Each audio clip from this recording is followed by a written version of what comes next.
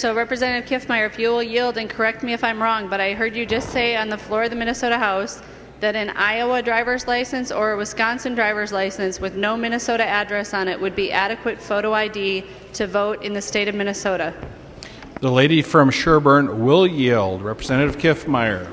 Mr. Speaker and Representative, what I'm only saying is that for the purpose of identity, but remember that our Minnesota Constitution just doesn't have identity. It's also a matter of residency, age, 18 or older. Just because a college student has an ID, they also need to be old enough to vote, 18 years old, on Election Day or before, a resident of the state of Minnesota. So those kinds of requirements are still part of the Minnesota Constitution.